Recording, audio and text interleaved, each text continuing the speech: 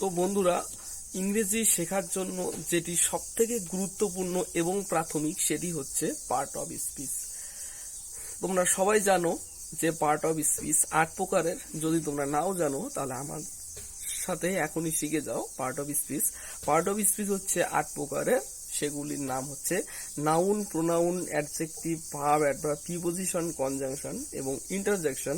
এই noun, pronoun, verb, conjunction, interjection যে 8 প্রকারের পার্ট অফ স্পিচ আছে, সেগুলির মধ্যে আজকে আমরা শিখব নাউন। অর্থাৎ নাউন কি, নাউনকে আজকে আমরা শিখব বিস্তারিতভাবে, যে নাউন হচ্ছেটা কি, নাউনকে আমরা কি করব, নাউনকে কি খায় নাকি মাথায় দেয়, এবং সেটি সম্পর্কে তোমাদের একটা সুস্পষ্ট ধারণা আমি দিব। তো নাউন, নাউন মানেই হচ্ছে নাম। পৃথিবীতে যত কিছু বস্তু আছে সেগুলির নাম বোঝাতেই আমরা নাউন শব্দটির ব্যবহার করব। বাংলাতে বলা হয় নাম এবং ইংরেজিতে বলা হয় নাউন। বাংলাতে নামের অনেক বিশেষ ভাগ না থাকলেও কিন্তু ইংরেজিতে নাউনের কতগুলি ভাগ আছে। তাহলে নাউনের ভাগগুলো আমরা জানার আগে জেনে নেই যে নাউন আর নামের সম্পর্কটা কি।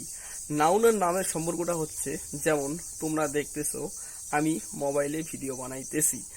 এখানে মোবাইলে ভিডিও বানাইতেছি, মোবাইল শব্দটা কিন্তু এটা একটা বস্তুর নাম।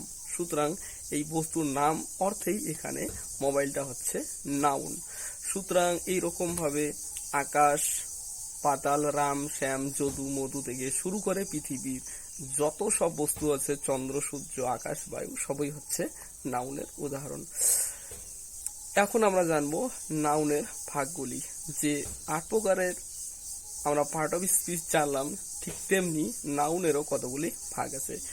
চলো জেনে নেই নাউনের ভাগগুলি কি কি। তো চলো দেখে নেই নাউনের ভাগগুলি। নাউনের ভাগগুলির মধ্যে সর্বপ্রথমে আমরা পাবো কমন নাউন, তারপর আমরা পাবো proper noun, collective noun, material noun,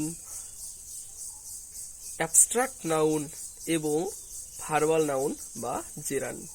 এই ভার্বাল নাউন বা জেরান্ট নাউনের একটি অত্যন্ত ইন্টারেস্টিং পার্ট, যেটা আমরা পরে শিখব। এবং এছাড়াও নাউনের কতগুলি ভাগ আছে, যেমন countable noun, uncountable noun, singular noun, plural noun. এগুলি হচ্ছে যে 6 প্রকারের নাউনের কথা আমি বললাম সেগুলিরই উপভাগ। কমন নাউনের প্লুরাল ফর্ম হয় এবং আনকাউন্টেবল নাউনই হচ্ছে সিঙ্গুলার প্লুরালের একটি নাম। সুতরাং আজকে আমরা নাউন সম্পর্কে বিস্তারিত জানলাম এবং পরবর্তীতে আমরা আরো সুন্দরভাবে পার্ট অফ স্পিচগুলোকে গুছিয়ে গুছিয়ে পড়ব। সুতরাং ইংরেজি শিখতে হলে, ইংরেজি জানতে হলে ফান্ডামেন্টালি এবং সুন্দরভাবে চ্যানেলটিকে অবশ্যই সাবস্ক্রাইব করুন।